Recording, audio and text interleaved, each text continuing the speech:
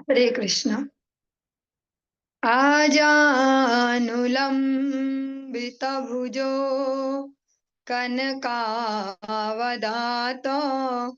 संकीर्तनैकपितरो कमलायताक्ष विश्वम्भरो द्विजवरो युगधर्मपालो वन्दे जगत्प्रियकरौ करुणावतारो।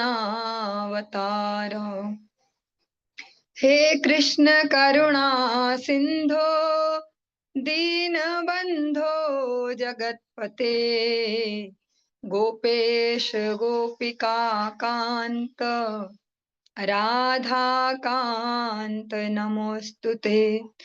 तप्त कांचन गौरांगी राधे वृंदावनेश्वरी वृषभानुसुते देवी प्रणमा।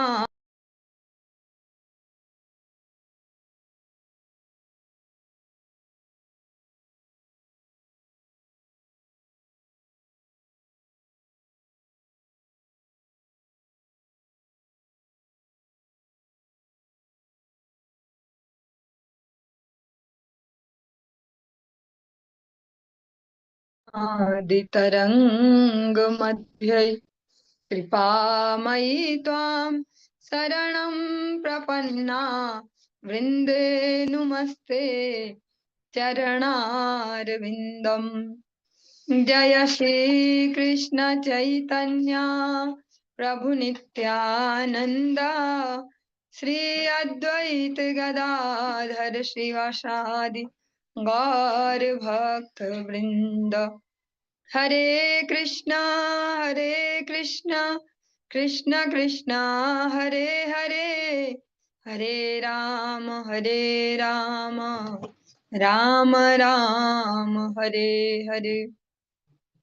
सर्वप्रथम भगवान के अभिन्न प्रकाश विग्रह श्री गुरुपाद पद्म पूज्य पात्र दंडी स्वामी अष्टोत्तर सत श्री श्रीमद भक्त प्रसाद विष्णु गोस्वामी गुरुदेव महाराज के पावन श्री चरण कमलों में असंख्य कोटि दंडवत ज्ञापित करते हुए उनकी अहेतु की कृपा प्रार्थना करती हूँ।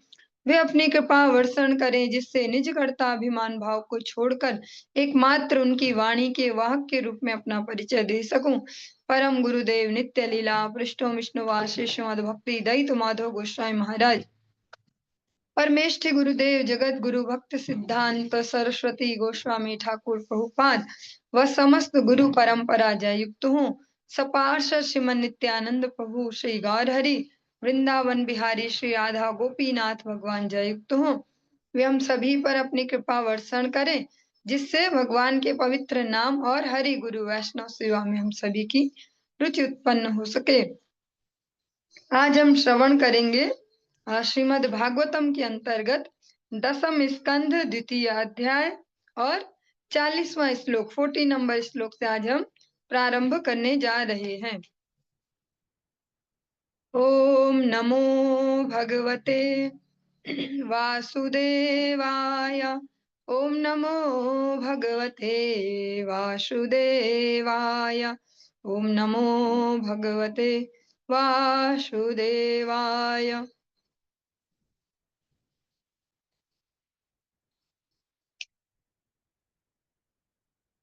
मत्स्यास्वकच्छप नृसिंह वराह हंस राजन्य विप्र विबुधेषु कृतावतारः त्वं पासि नस्त्रिभुवनं च यथाधुनेश भारं भुवो हर यदुत्तम वंदनम ते।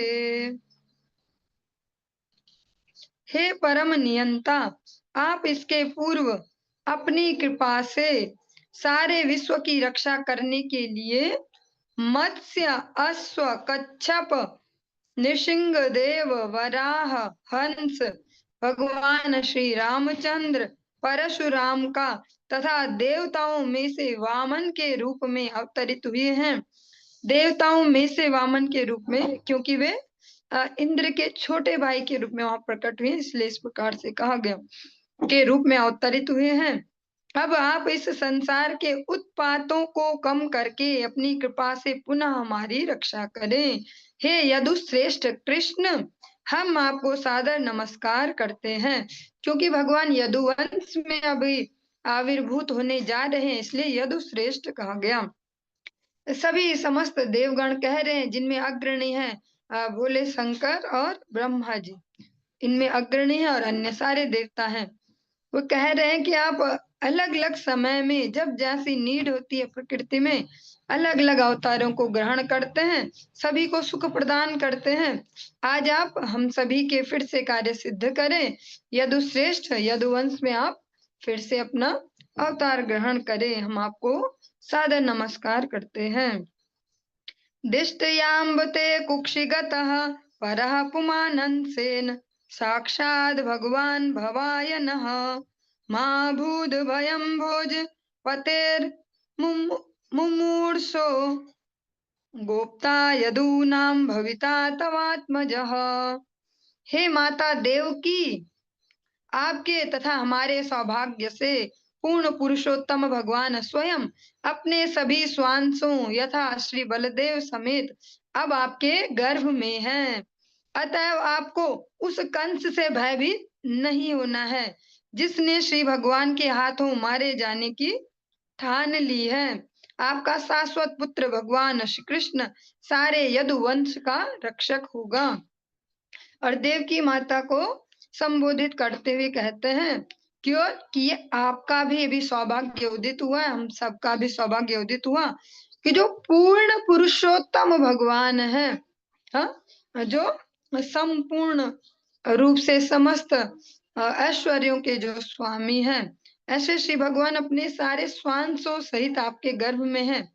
हम जो दशावतार स्तोत्र में उसमें श्रवण करते हैं, अलग अलग अवतारों में, भगवद अवतारों में, केशवधृता मीन शरीरा, केशवधृता कूर्म शरीरा।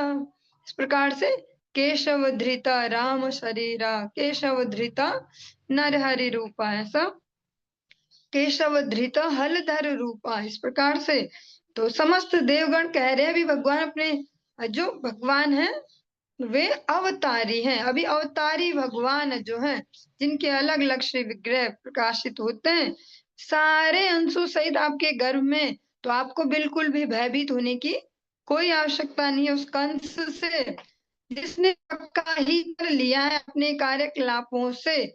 बस कंफर्म कर लिया कि भगवान नारायण द्वारा इसको मारा ही जाना है। ऐसे कंस से आप भयभीत ना हो, क्योंकि जो ये श्री कृष्ण है आपके शाश्वत पुत्र हैं, और ये सारे यदुवंश के रक्षक सिद्ध होने वाले हैं। अतः आपको बिल्कुल भी भयभीत होने की आवश्यकता नहीं है। श्रीशुक उवाच इत्यभीष्टूय पुरुषं यद्रूपमनिदं यथा, ब्रह्मेशानो पुरोधाय देवाः प्रतिययुर्दिवम्। पूर्ण पुरुषोत्तम भगवान श्री विष्णु की इस तरह स्तुति करने के बाद सारे देवता ब्रह्मा जी तथा शिव जी को आगे करके अपने अपने स्वर्ग आवासों को लौट गए। और इस प्रकार से सभी ने भगवान की गर्भ स्तुति की, और फिर से जो उनके लीडर हैं, उनके ही लीडरशिप में उन्होंने भगवान को प्रणाम किया और चल पड़े, जो शिव जी हैं और जो ब्रह्मा जी। जो इस प्रकार से ये गर्भ स्तुति वाला जो अध्याय है, ये द्वितीय अध्याय दशम स्कंद का संपूर्ण हुआ। और हम तृतीय अध्याय में भगवान के दिव्य जन्म, जन्म कर्म चमे दिव्यम, जिसके लिए भगवान स्वयं अपने मुख से भगवद गीता में कहते हैं, जन्म कर्म चमे दिव्यम। ऐसे जन्म का प्रसंग हम श्रवण करेंगे।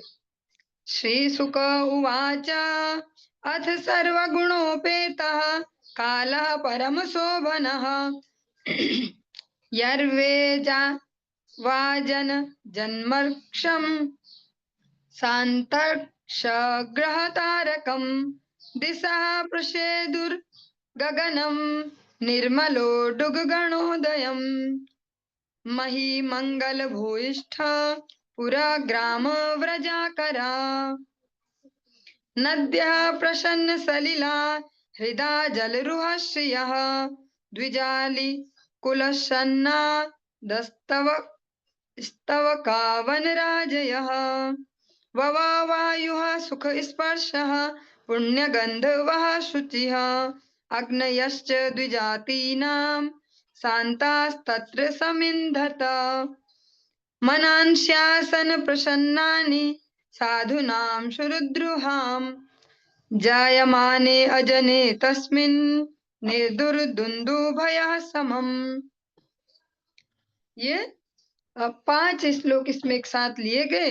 इनमें वो जो परिस्थिति है जो अब उत्पन्न हुई है भगवान के शुभ प्राकट्य के अवसर पर उसका वर्णन किया गया है। तत्पश्चात श्री भगवान के आविर्भाव की शुभ बेला में सारा ब्रह्मांड सत्व गुण सौंदर्य तथा शांति से युक्त हो गया। रोहिणी नक्षत्र तथा अश्विनी जैसे तारे निकल आए। सूर्य चंद्रमा तथा अन्य नक्षत्र एवं ग्रह अत्यंत शांत थे। सारी दिशाएं अत्यंत सुहावनी लगने लगी और मन भावन नक्षत्र निरभ्र आकाश में टिमटिमाने लगे। नगरों ग्रामों खानों तथा चारागाहों से अलंकृत पृथ्वी सर्व मंगलमय प्रतीत होने लगी।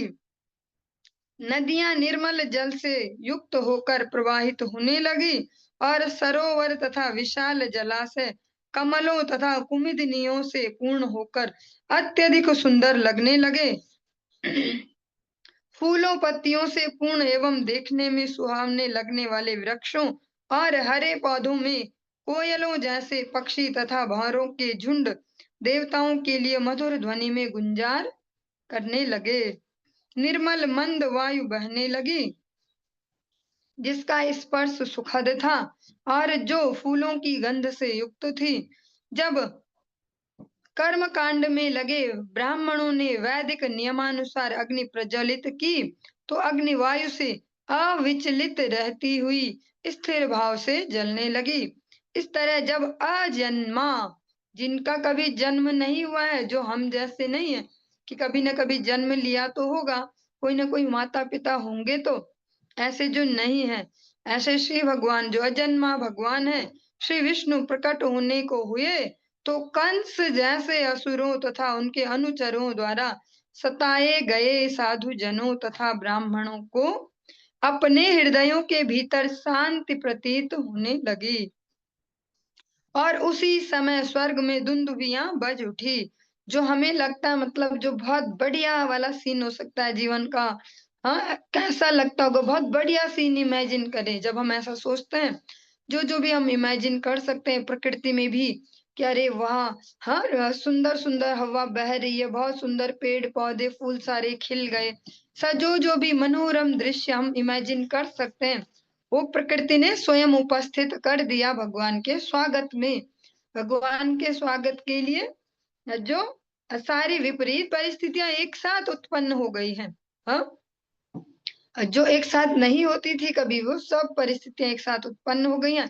रात्रि में भी फूल खिल गए हैं, हाँ, बहुत अच्छे अच्छे फूल जो लगता है कि सूर्य के प्रकाश से ही तो मुस्कुराते हैं, आज वे रात में चांदनी में भी मुस्कुरा रहे हैं। भगवान के स्वागत के लिए जो भी सारी अनुकूलताएं, जो भी कह सकते हैं शुभ लक्षण हैं, वे सब उदित होने लगे पूरी प्रकृति में, क्योंकि समस्त सृष्टि के जो रचयिता है, स्वामी है, पालन करता है, लय करता है, से श्री भगवान आज इस धराधाम पर आने वाले हैं।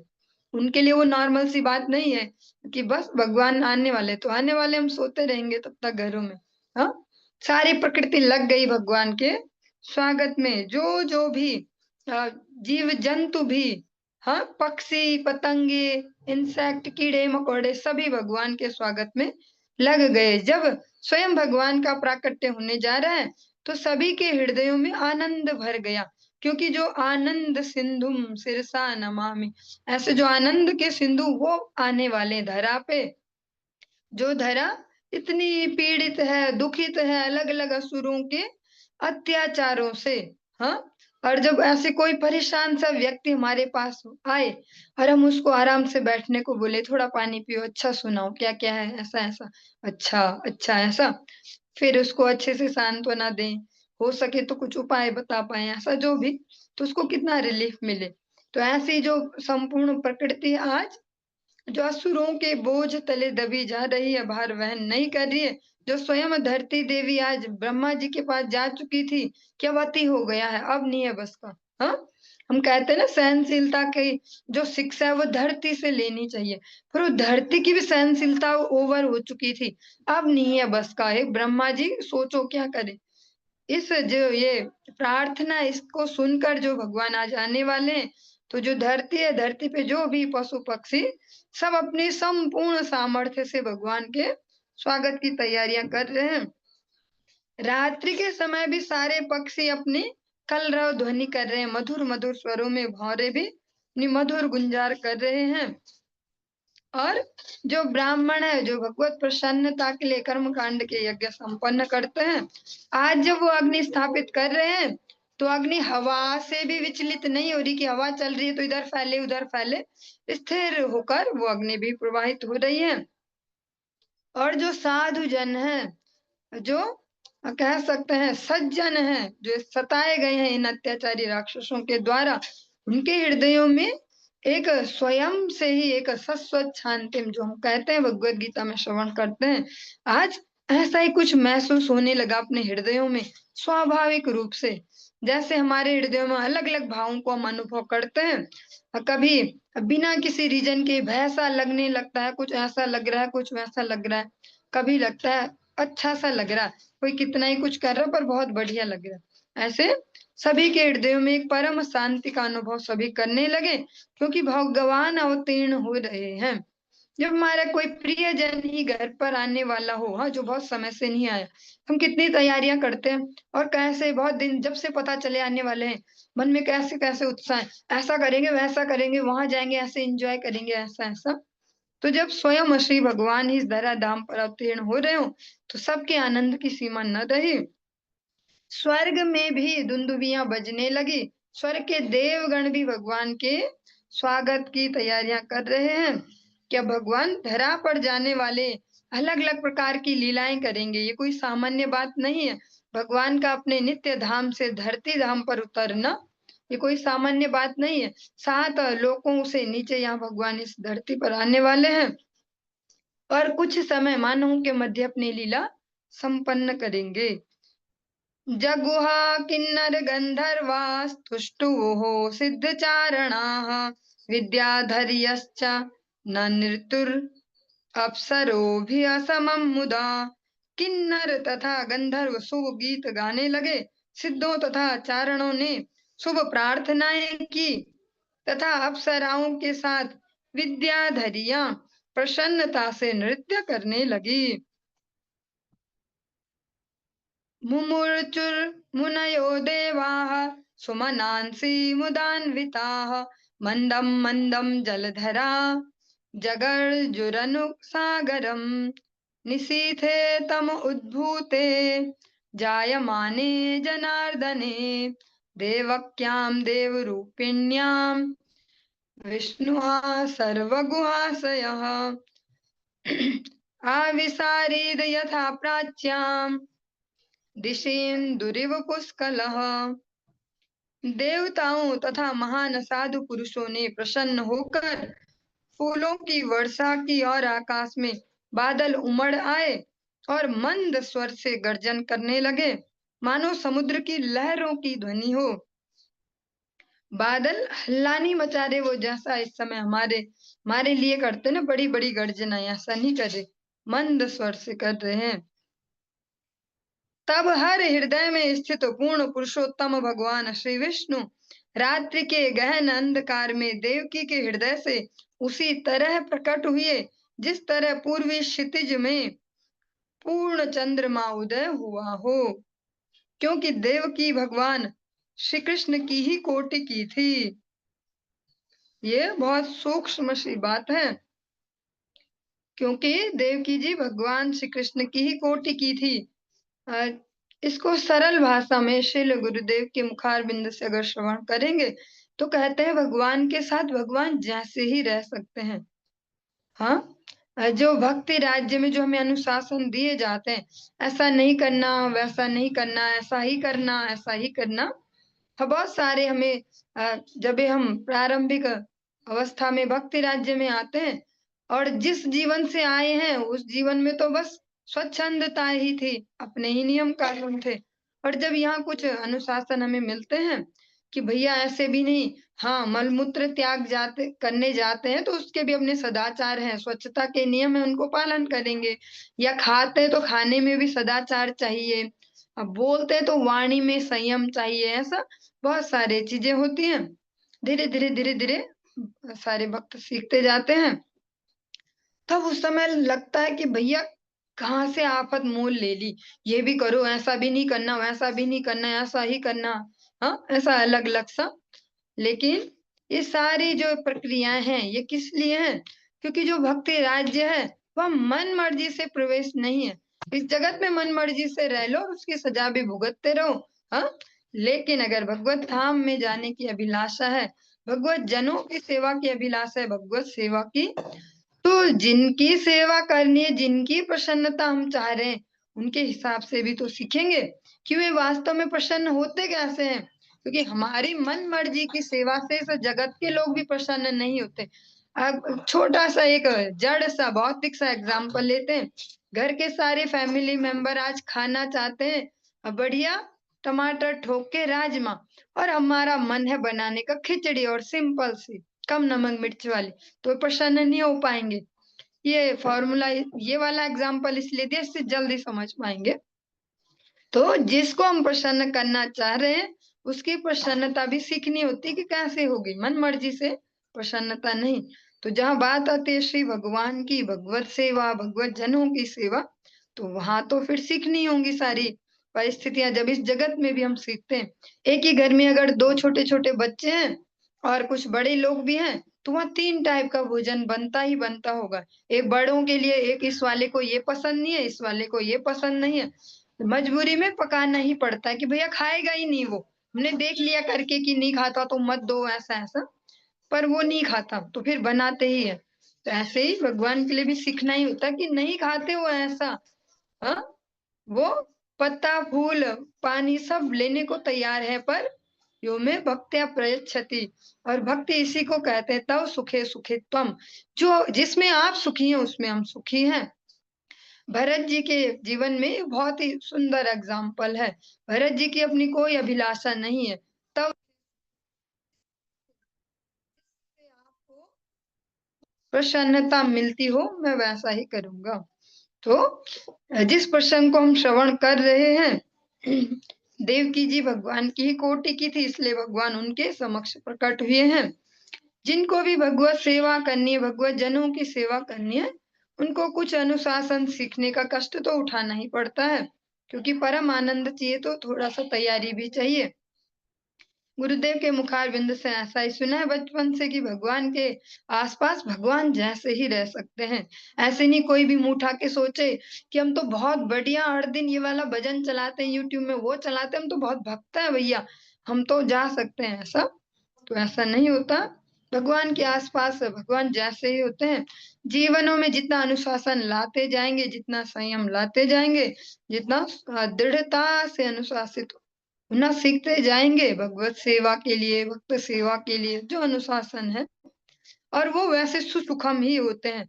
दुःखपूर्वक नहीं किए जाते, वो सुसुखम हैं। जिसके हृदय में सच में वास्तव में सेवा की अभिलाषा, उसके लिए ये प्रक्रिया सुसुखम है।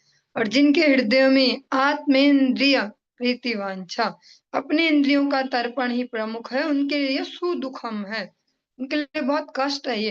कैसे करेंगे? हमें तो हैबिट है। उन्हीं कपड़ों में लैट्रिन भी जाते हैं, फिर जो भी किया हाथ-वाथ धोए, पैर धोए, नहीं धोए, जो भी अब तो ऐसी प्रक्रियाएँ चल पड़ी हैं कि भैया स्टैंडिंग है, तो पैर धोने की क्या ज़रूरत है? हाँ? और फिर वैसे ही रसोई में घुसे, वैसे ही हमने चाय-पानी बनाया, पिया, खाया-पिया, वैसे ही चल तो रहे हम। तो उनके लिए ये सुदुखम है, क्योंकि हृदय में केवल अपना ही इंद्रिय तर्पण है। जो भगवद प्रेम सच में प्राप्त करना चाहते हैं, जो दिव्य आनंद को प्राप्त करना चाहते हैं, वे अवश्य ही इस सुसुखम प्रक्रिया से गुजरना स्वीकार करते हैं। इस जगत में भी हम देखते हैं ना, भौतिक जगत में किसी को कुछ जिस भी फील्ड में वो चाह रहा उन्नति, उस फील्ड में आगे बढ़ना हो तो बहुत सारे अनुशासन पालन करने होते हैं और वो इसको सुखपूर्वक करते हैं। रोज सोचे कि यश भी बन जाए, वो नहीं बन पाते कभी। जो सुसुखम करते हैं वही वहां तक पहुंचते हैं। देवकी जी भी इतने जो सरल चित्त वाली और कलमश रहित हैं, भगवान के समकक्ष हैं, इसीलिए भगवान उनको अपनी माता के रूप में स्वीकार करते हैं। क्योंकि आज के जो समय चल पड़ा है, अलग अलग प्रकार से समाज में अनेक अनेक क्लेश हैं, अलग अलग जनरेशन के बीच अलग अलग संघर्ष चल रहे हैं। जो थोड़े बड़े एज ग्रुप के हैं उनको लगता है कि थोड़ा छोटे एज ग्रुप को हमारी इज्जत करनी ही चाहिए ऐसे, लेकिन समय आ गया कि सारे एज ग्रुप अपने अपने आचरणों की समीक्षाएं करें, तभी प्रेम से जीवन जी पाएंगे। क्योंकि जो समय है वो कलयुग का है और इस समय कोई सूक्ष्म बुद्धियां फ्री में नहीं मिलती हैं कि भैया माता पिता तो भगवान जैसे होते हैं, ये नेचुरल फीलिंग हो बच्चों में। अब वैसा नहीं है। आज वो हमारे आचरणों को ही देखते हैं और उसी से ही सीखते हैं। वो हमारे ही आचरण का रिफ्लेक्शन है, हमारी मिरर इमेज है। जैसा उन्होंने देखा है हमको सोचते, हमको बोलते, करते, वैसा ही वो उनमें रिफ्लेक्ट हो रहा है। कहीं अलग तो कहीं गए नहीं वो सीखने, ये सब कुछ हमारे साथ रहते रहते ही सीखा है। तो तभी सुसुखम एक मानव जीवन भी जी पाएंगे आपसी संबंधों को देखते हुए। देवकी जी भगवान के ही समकक्ष है, तब भगवान भी चूज करते हैं ये वाली माँ चाहिए मुझे। हाँ, मुझे जाना तो है धरती में, पर माँ भी चूज करनी पड़ेगी। मैं कैसे यहीं कहीं कहीं भी नहीं घुस सकता। हाँ, मुझे देवकी मैया ही उपयुक्त लगी।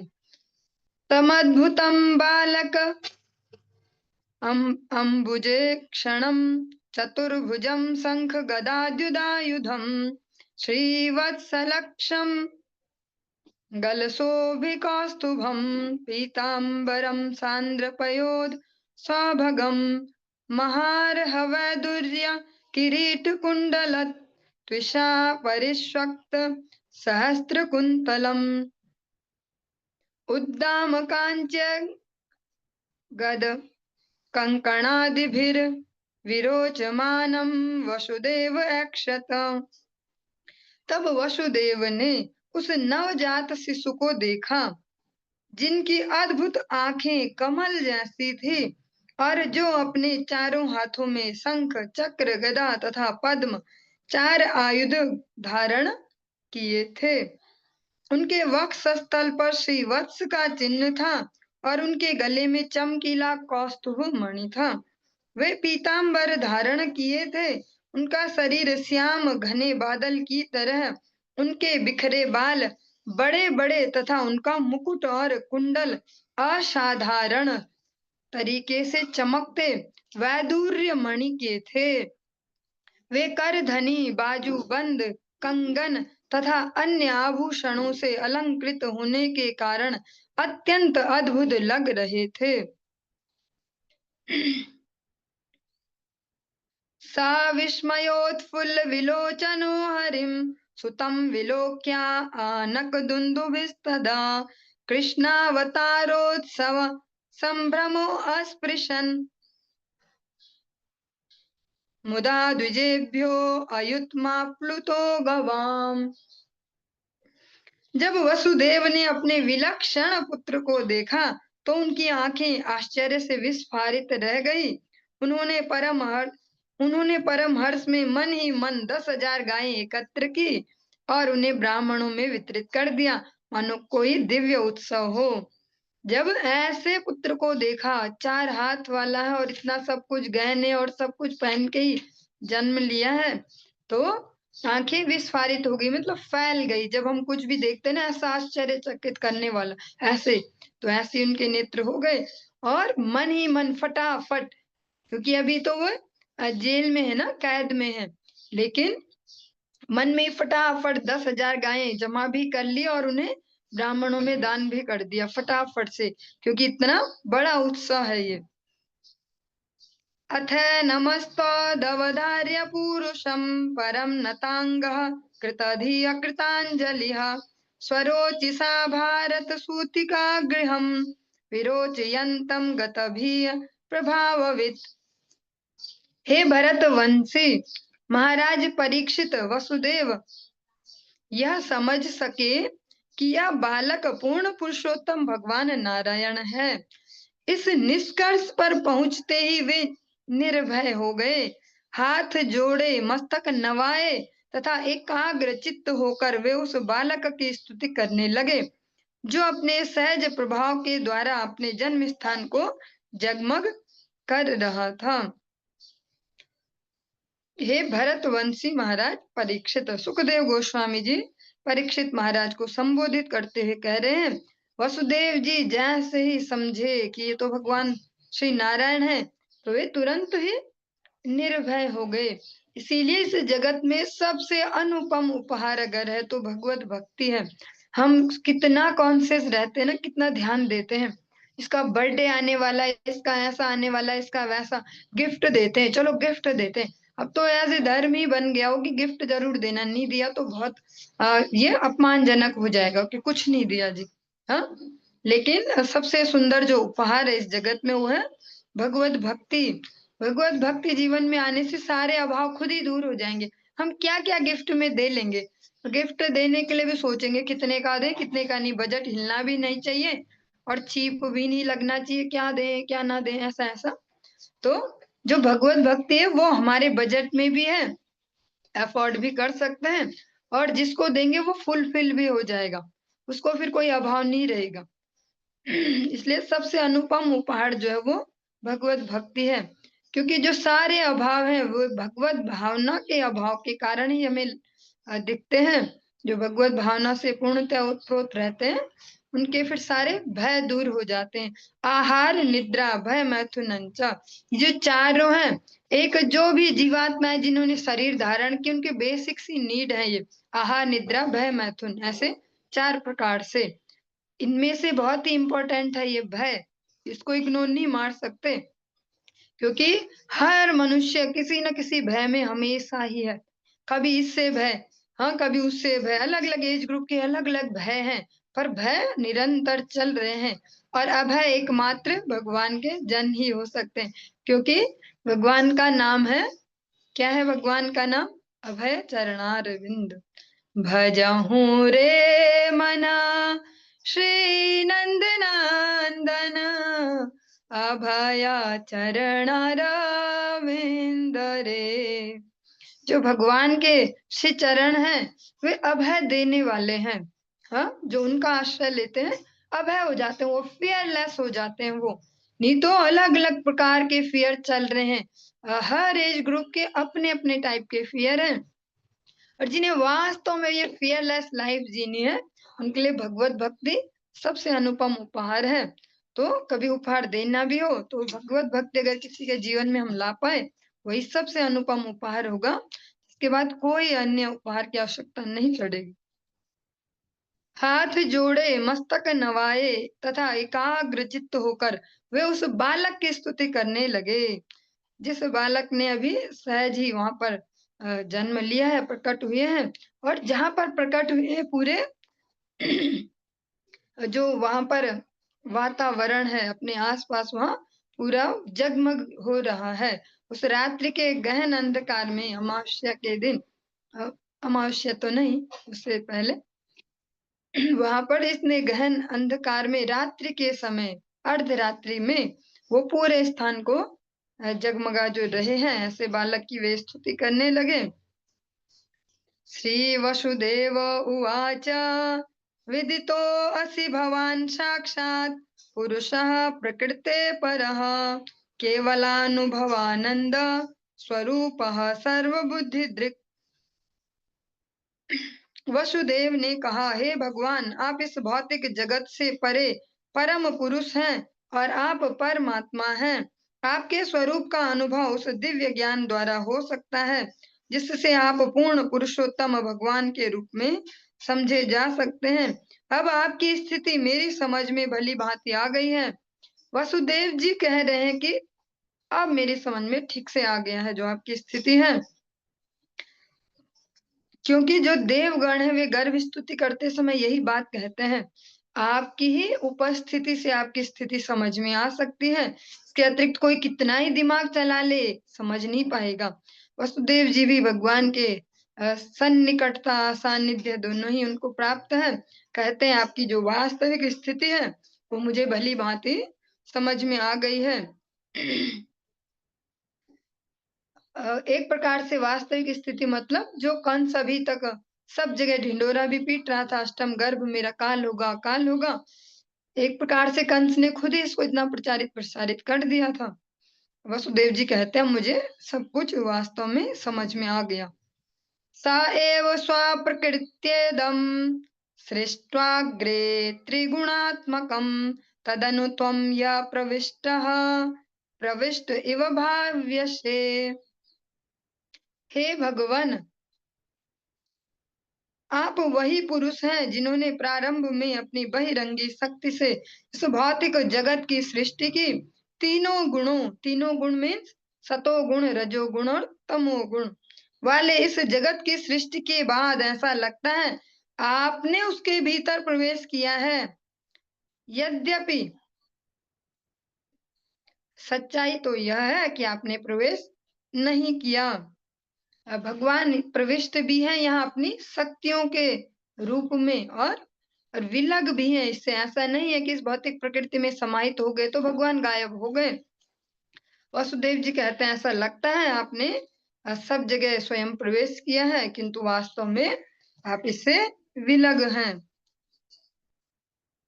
यथे मे अविकृता भावास्तथा ते विकृतः सह नानावीर्याः पृथग्भूता विराजं जनयन्ति हि सन्निपत्य समुत्पाद्य दृश्यन्ते अनुगता इव प्रागेव विद्यमानत्वान् तेषामिह सम्भवः।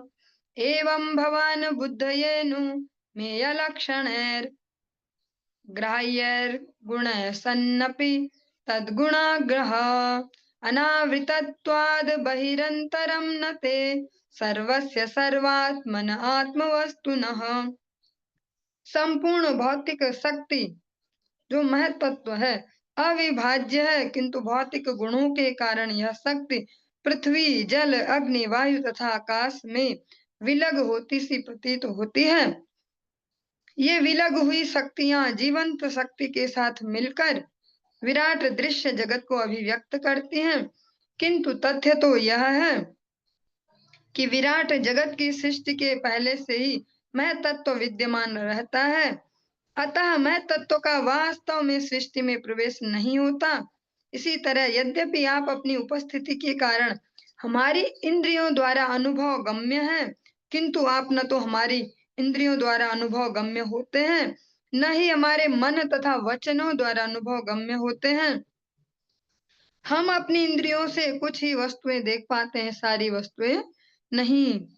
और उदाहरण एक दिया गया, हम अपनी आंखों का प्रयोग देखने के लिए कर सकते हैं, लेकिन स्वाद लेने के लिए नहीं।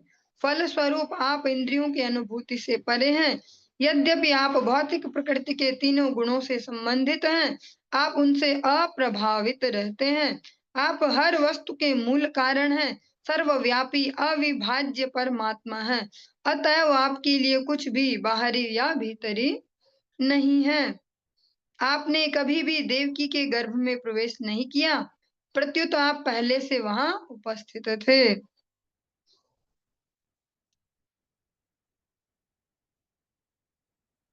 या आत्मनो दृश्य गुणेषु सन्निधि व्यवश्यते स्वाव्यतिरेकतो अबुधः विनानुवादं न च तन्मनीषितं सम्यग् यतस्त्यक्त मुपाददत् पुमान्। जो व्यक्ति प्रकृति के तीनों गुणों से बने अपने दृश्य शरीर को आत्मा से स्वतंत्र मानता है, वह अस्तित्व के आधार से ही अनजान होता है और इसलिए वह मूढ़ है। जो विद्वान है जो इस निर्णय को नहीं मानते, क्योंकि विवेचना द्वारा यह समझा जा सकता है कि आत्मा के आधार बिना के आत्मा के आधार बिना के दृश्य शरीर तथा इंद्रियां सारहीन हैं। यद्यपि इस निर्णय को अस्वीकार कर दिया गया, किंतु मूर्ख व्यक्ति से सत्य मानता है। त्वत्तोऽस्य जन्म स्थिति संयमान् विभो वदन्त्यनीहात् गुणाद् विक्रियात् त्वयीश्वरे ब्रह्मणि नो विरुध्यते त्वदाश्रयत्वादुपचर्यते गुणः। हे प्रभु, विद्वान वैदिक पंडित कहते हैं कि संपूर्ण विश्व का सृजन, पालन एवं संहार आपके द्वारा होता है तथा आप प्रयास से मुक्त भौतिक प्रकृति गुणों से अप्रभावित तथा अपनी दिव्य स्थिति में अपरिवर्तित रहते हैं।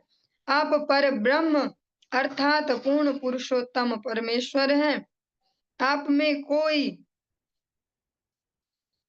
विरोध नहीं है, क्योंकि भौतिक प्रकृति के तीनों गुण सतो रजो तथा तमो गुण आपके नियंत्रण में हैं। अतः सारी घटनाएं स्वतः घटित होती हैं। सा त्वं त्रिलोक स्थितये स्वमायया बिभर्षि शुक्लं खलु वर्णमात्मनः सर्गाय रक्तं रजसोपबृंहितं कृष्णं च वर्णं तमसा जनात्यये। हे भगवान, आपका स्वरूप तीनों भौतिक गुणों से परे है, फिर भी तीनों लोकों के पालन हेतु आप सतोगुणी श्री विष्णु का श्वेत रंग धारण करते हैं। सृजन के समय जो रजोगुण से आवृत होता है, आप लाल प्रतीत होते हैं और अंत में अज्ञान से आवृत संहार के समय आप श्याम प्रतीत होते हैं। त्वमस्य लोकस्य विभोरिरक्षिषुर् गृहे अवतीर्णो असि ममाखिलेश्वर राजन्य संज्ञा सुरकोटियूथपैर् निर्व्यूयमाना निहनिष्यसे च मोह। हे परमेश्वर, हे समस्त सृष्टि के स्वामी, आप इस जगत की रक्षा करने की इच्छा से मेरे घर में प्रकट हुए हैं। मुझे विश्वास है कि आप क्षत्रियों का बहाना लेकर या बाना धारण करने वाले राजनीतिज्ञों के नायकत्व में जो असुरों की सेनाएं संसार भर में विचरण कर रही हैं, उनका वध करेंगे। निर्दोष जनता की सुरक्षा के लिए आपके द्वारा उनका वध होना ही चाहिए। वसुदेव जी कह रहे हैं कि मुझे पूर्ण विश्वास है कि जो अभी नेताओं के रूप में, राजनीतिज्ञों के रूप में जो उस समय के जो क्षत्रिय थे, जो सत्ता में थे, हाँ, और वे अनेक अनेक असुरों को सह दिए हुए थे। उनकी आसुरी सेनाएं अलग अलग जगह लोगों को तंग करती थी, जीने नहीं देती थी। वसुदेव जी कहते मुझे पूर्ण विश्वास है आप उन सभी का वध करेंगे, उन सभी का संहार करेंगे, और जो जन सामान्य है उनकी सुरक्षा के लिए यह अत्यंत आवश्यक है। अयं त्वसभ्यस्तव जन्मनो गृहे श्रुत्वा ग्रजांस्ते न्यवधीत सुरेश्वर सते अवतारं पुरुष समर्पितं श्रुत्वाधुनैवाभिसरत्युदायुधः। हे परमेश्वर, हे देवताओं के स्वामी, यह भविष्यवाणी सुनकर कि आप हमारे घर में जन्म लेंगे और उसका वध करेंगे, इस असभ्य कंस ने आपके कई अग्रजों को मार डाला है। वह ज्यों ही अपने सेना नायकों से सुनेगा कि आप प्रकट हुए हैं, वह आपको मारने के लिए हथियार समेत तुरंत ही आ धमकेगा। जो वसुदेव जी हैं, भगवान उनके समक्ष खड़े हैं, फिर भी भगवान में एक पुत्र भाव भी तो है ही। कहते हैं कि जो असभ्य कंस है, इसने, हम इस जगत में असभ्य किन्हें बोलते हैं? जिन्हें ठीक से बोलना नहीं आता, ठीक से कपड़े पहनना नहीं आता, बातचीत करना ऐसा ऐसा को बोलते हैं कि ये सिविलाइज्ड नहीं है भैया। हाँ, लेकिन यहाँ कंस को असभ्य कहा गया क्योंकि उसे जो भगवत सभ्यता है उसका ज्ञान नहीं है। वसुदेव जी कहते हैं इस कंस ने आपके अग्रजों को भी मार डाला है, जो आपसे पहले जो संतानों ने जन्म लिया है, और जैसे ही आपका इसको पता चलेगा, ये तुरंत ही आपको मारने भी यहाँ पर आ जाएगा। श्रीशुक उवाच अथ नमात्मजं वीक्ष्य महापुरुषलक्षणम् देवकी तमुपाधावत् कंसाद् भीता सुविस्मिता। श्रील सुखदेव गोस्वामी ने कहा, तत्पश्चात यह देखकर कि उनके पुत्र में पूर्ण पुरुषोत्तम भगवान के सारे लक्षण हैं, कंस से अत्यधिक भयभीत तथा असामान्य रूप से विस्मित देवकी श्री भगवान से प्रार्थना करने लगी। श्रीदेवक्युवाच रूपं यत् तत् प्राहुरव्यक्त माद्यं ब्रह्म ज्योतिर्निर्गुणं निर्विकारं सत्तामात्रं निर्विशेषं निरीहं सत्वं साक्षात् विष्णुरध्यात्मदीपः। देवकी ने कहा, हे भगवान, वेद अनेक हैं, उनमें से कुछ आपके शब्दों तथा मन द्वारा इंद्रियातीत बतलाते हैं, उनमें से कुछ आपको श्री भगवान को शब्दों और मन के द्वारा इंद्रियातीत बतलाते हैं कि भगवान इनकी पकड़ में आने वाले नहीं हैं। फिर भी आप संपूर्ण विश्व के उद्गम हैं, आप ब्रह्म हैं, सभी वस्तुओं से बड़े और सूर्य के समान तेज से युक्त हैं। आपका कोई भौतिक कारण नहीं है, आप परिवर्तन तथा विचलन से मुक्त हैं, आपकी कोई भौतिक इच्छाएं नहीं है। इस तरह वेदों का कथन है कि आप ही सार हैं। अतः हे प्रभु, आप समस्त वैदिक कथनों के उद्गम हैं और आपको समझ लेने पर मनुष्य हर वस्तु धीरे धीरे समझ जाता है। आप ब्रह्म ज्योति तथा परमात्मा से भिन्न हैं, फिर भी आप उनसे भिन्न नहीं हैं। आपसे ही सब वस्तुएं उद्भूत हैं। वास्तव में आप ही समस्त कारणों के कारण हैं। आप समस्त दीप्त ज्ञान की ज्योति भगवान श्री विष्णु हैं। देव की मैया जब कह रही है कि वेदों में ऐसा कहा वैसा कहा, तो कहीं ना कहीं से उन्होंने भी आध्यात्मिक शिक्षा तो ली होगी और यही परम आवश्यक है।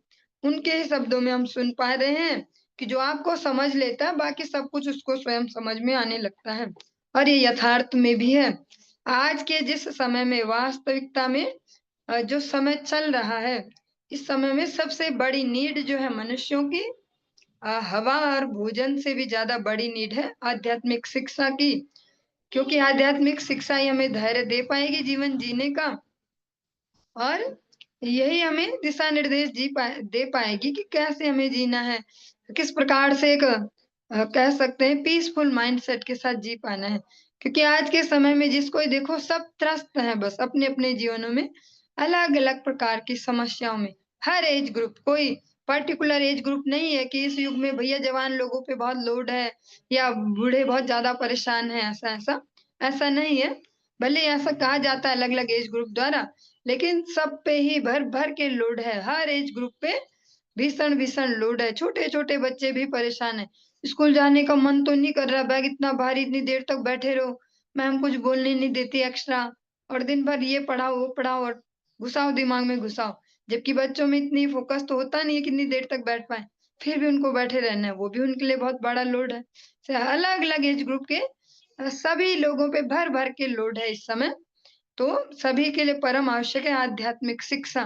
वो हमें धैर्य दे पाती है, इन लोड्स को, इन बोझों को झेलने की हिम्मत दे पाती है और हमें सांत्वना दे पाती कि ठाकुर जी है ना सबसे ऊपर, सब सॉर्ट आउट करते हैं। हाँ, और जब ये भरोसा होगा जीवन में और फिर भगवत भक्ति में लगेंगे तो धीरे धीरे भौतिक प्रकृति को तो इजीली समझ जाएंगे। जो हम यहाँ सारी झक मरवाते हैं, ये भी सीखो वो भी सीखो, ऐसा ऐसा ऐसा ऐसा भर भर के कितना ही आदमी करते जाए। कोई हो सकता है अपने फील्ड में बहुत परफेक्ट हो पर दूसरे फील्ड में गधा हो, लेकिन जो भगवत भक्ति में लगते हैं ओवरऑल सब कुछ वो अपने जीवन लायक सीख लेते हैं, क्योंकि भगवत भक्ति ही समस्त सद्गुणों की जननी है।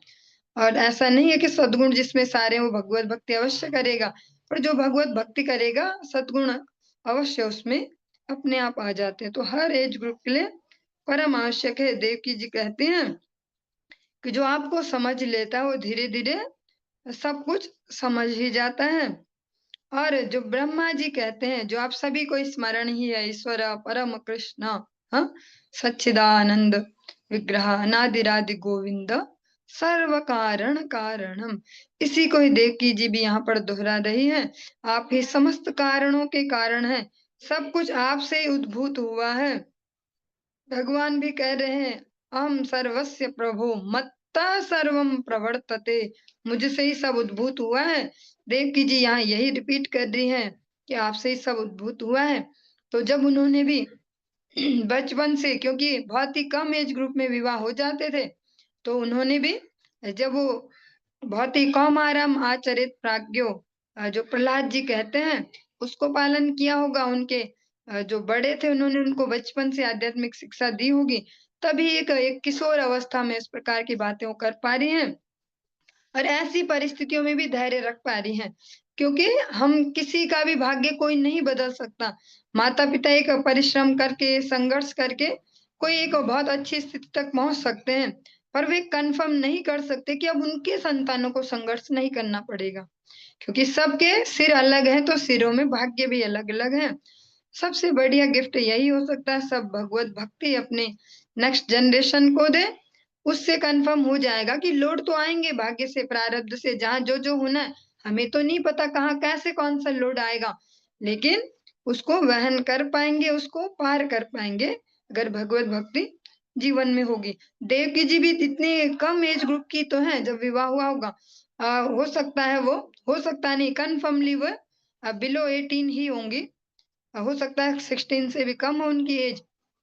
पर ऐसे समय में विवाह के समय इतनी बड़ी मुसीबत उन पे आ गई कि बस अभी यहाँ पर मर्डर होता है, और उसके बाद भी ऐसा चला उनका ग्रस्त, लेकिन फिर भी वो धैर्य का परिचय दे पा रही हैं। ना तो उन्होंने हत्या की किसी की, ना आत्महत्या की। तो ये इससे यही कन्फर्म होता है कि उनको बचपन से एक सुदृढ़ आध्यात्मिक शिक्षा प्राप्त हुई है। और यही इस भीषण कलयुग में जो चल रहा है, जहाँ सभी डिप्रेशन में ही रहते हैं, सब पे कुछ ना कुछ टेंशन है। सबके सभी कह रहे दिमाग खराब मत करो, दिमाग खराब मत करो। हर एज ग्रुप जहाँ यही कह रहा है, और सच में ऐसा है ही। तो ऐसे में सबसे सुंदर गिफ्ट अपने लिए भी और अपनों के लिए भी भगवत भक्ति है, अपने लिए भी हाँ, क्योंकि हमें भी तो आवश्यकता है उसकी। तो इस भगवत भक्ति से अपने जीवन को उत्प्रेरित करें, अपनों के जीवन को। इसी के साथ आज के इस प्रसंग को यहीं पे विश्राम देंगे। इससे आगे हम कल श्रवण करेंगे। हरे कृष्ण।